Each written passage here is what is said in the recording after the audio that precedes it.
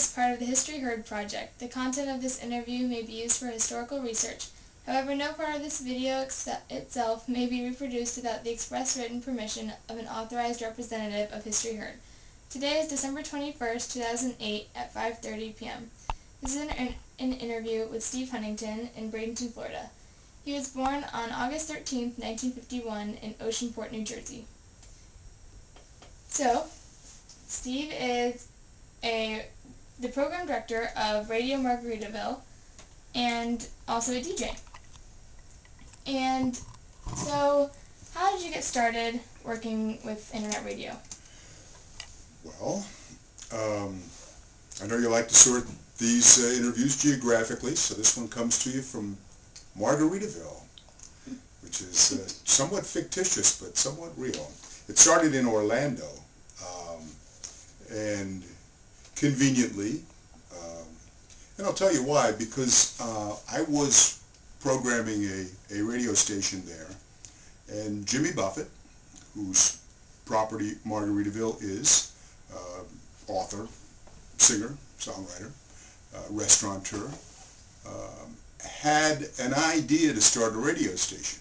And he contacted, I believe, 3 different people, may have been more, but it seems to me that he did give a call to 3 old radio friends, and I turned out to be the one most available. The other 2 were more entrenched in their positions at the time. In fact, I love this part because Jimmy calls up, this is in '97, and he said, "Hi, Steve Huntington," and if he addresses me that way, oh no, I know, he'll say, "Hello, Steve Huntington," and if he does that, I'll say, "Hello, Jimmy Buffett," and it's still, to this day, that'll happen. He said, "So what are you doing?" And I said, "I'm programming this jazzy station in Orlando. Why do you ask?" He goes, "Oh no, I didn't say why do you ask then." He says, "Are you tired of it yet?" And I said, "I could be. Why do you ask?" You know, in radio, if you have any kind of tenure whatsoever, and we're now talking about former days, but even then, it's a job much like a sports coach, head coach, or manager. You almost believe you're hired to be fired as soon as the ratings books are bad, or the station changes ownership, or therefore changes formats. In those days, you know, if you were hired to do rock and roll and their research suddenly says, "Oh, we've got to do adult contemporary or country or something," then you pretty much know that it's time to move on. But I had been there 8 years, and at any rate, when Jimmy Buffett calls, it catches your attention, and I wanted to know what he was thinking of. It took a good year for it to unfold to the point where Radio Margaritaville became a plan, and I got to say that we didn't necessarily know it was going to be internet radio. I am certainly no internet pioneer, but in radio, as in many jobs, being in the right place at the right time means a whole lot. And the internet in the late 90s was well established, but coming on and getting more popular all the time, and internet radio was still pretty embryonic. And we thought maybe I think he thought that buying a radio station and being a flagship station for others across the country that would pick up that programming via satellite and put it on their own stations was maybe the way we'd have to go. But the next thing you knew, we were broadcasting on the internet at far less of a cost. Radio got to be a multi-million-dollar business for any size market, but certainly big markets, 100 million for a station is what it would cost to put it on the, to acquire it from somebody who already owned it. But internet radio didn't require that transmitter to put it out through the air, nor the license, which was the real valuable part, but they were both very costly. So next thing you knew, we were broadcasting on the internet.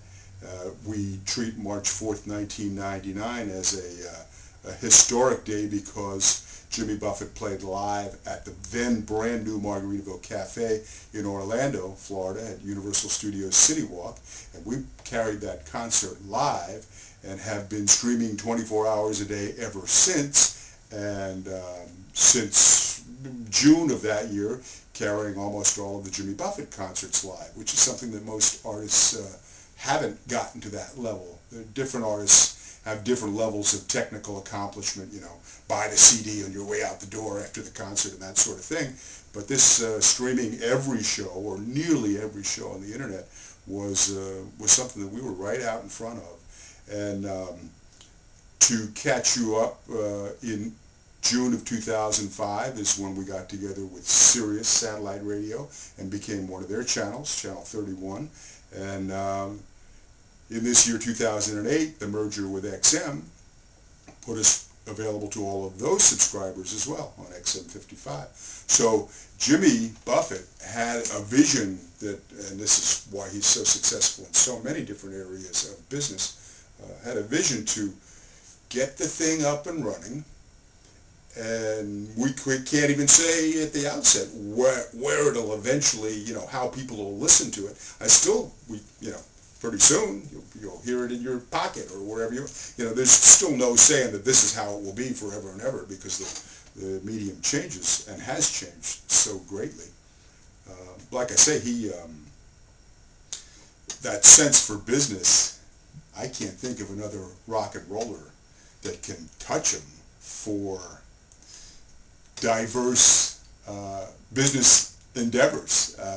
Restaurants, yeah, there's nobody close. I mean, you can think of icons in the world of rock and roll, the Beatles guys and Bob Dylan and, you know, the Stones and others who can fill arenas, you know, or stadiums like U2 and even the Dave Matthews Band, but who among them has restaurants, tequila, you know, with 6 different flavors of it, and ready-to-drink margaritas, and gosh, there's more. There's food. There's like I said, the books, the number of authors who have been in who have been #1 on the New York Times bestseller list for both fiction and nonfiction, at 2 different times, obviously.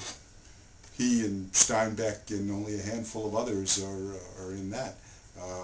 So this business savvy, particularly with the entertainment, the music, the books, the concerts, but then also the restaurants, and then also some of the other products. I mean, there are T-shirts like every rock and roll place has, but also shoes. There's Margaritaville footwear. There's quite a few different things going on. So I'm very lucky to be a part of it. Been a rock and roll guy all my life. You said at the outset how old I am, and I am. Wouldn't trade it for anything, because you know, there's a certain advantage to being maybe a little older to have actually seen Elvis Presley shake his torso on Ed Sullivan, and then, you know, get all that excitement that came there. But if I was a little older, then perhaps I wouldn't have been, you know, around for the Fillmore East and Woodstock and, you know, the things that my particular age group was fortunate enough to experience. And to be able to make a living, I was bit by the radio bug in my school years. To be able to make a living in music, to be able to make a living in anything that you love to make a living in is the key, because you don't necessarily feel like you're going to work. But to be able to do it in music, for my particular case, and not necessarily be a musician, I know 3 or 4 chords, but you know, that I'm just extremely fortunate and very, you know, my radio is changing so greatly right now that who knows what that'll be in even the near future, let alone the distant futures. So to be able to do it right now in this way and have an audience that really does appreciate it, as opposed to somebody who plays 4 or 5 minutes of commercials in a row and comes back on and plays the same songs that they played earlier. You know, that's no wonder they're losing audience. So I'm very, very lucky about it. Very happy to be in Margaritaville, USA. Where's Margaritaville? It's in your mind. So there we go. That's good.